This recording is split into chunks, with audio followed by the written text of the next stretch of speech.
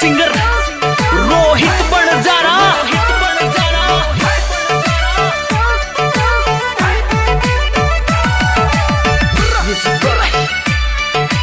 इसके स्टूडियो शेखावास।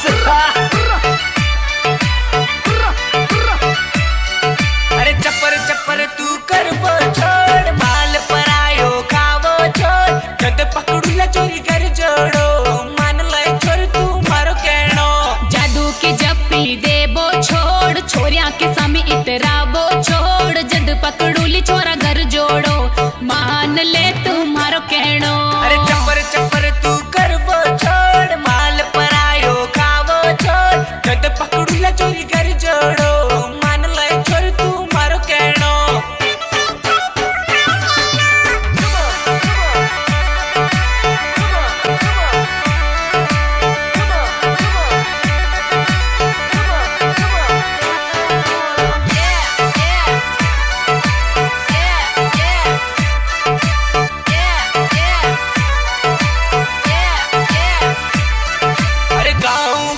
में जावो छोड़, छोरा की नींद उड़ावो छोड़, पड़ोद रोड पे घूमवा छोड़, जद पकड़ू ले छोरी घर जोड़ो। लफरा छोरा के संग रेबो छोड़, गाड़िया माते घूमबो छोड़, जद पकड़ूली छोरा घर जोड़ो, सुन मान ले तुम्हारो कहनो। भाईला संग जावो छोड़, लूट लूट के खावो छोड़, जद पकड़ू ले छोरी घर जोड़ो, मान ले छोड़ तू मारो कहनो।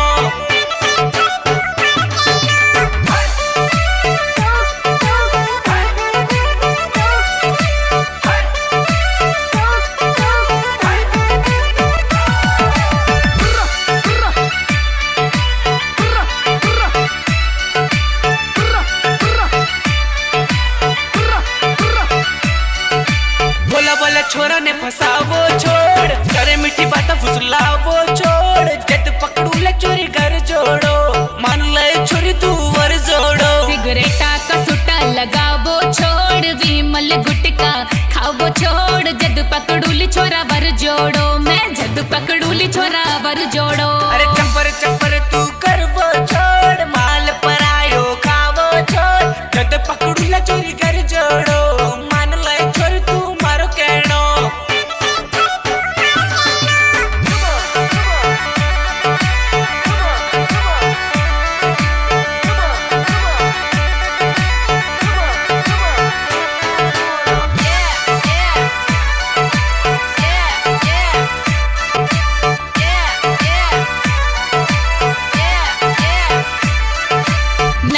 छोरिया ने फसाबो छोड़, फोना पे बाता करबो छोड़, जद पकड़ूली छोरा घर जोड़ो, मान लेनी मारो कहनो।